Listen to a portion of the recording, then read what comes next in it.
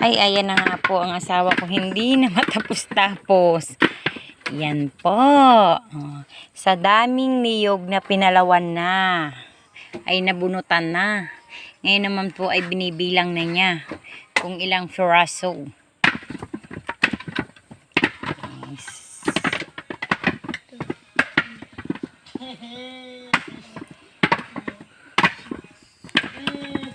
Ayun pa po ang palawan. Dami pa.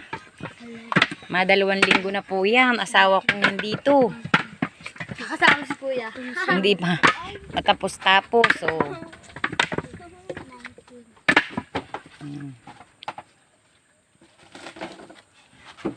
ito po ang niyog. Zay. Tingnan naman po ninyo ako at haggard na rin.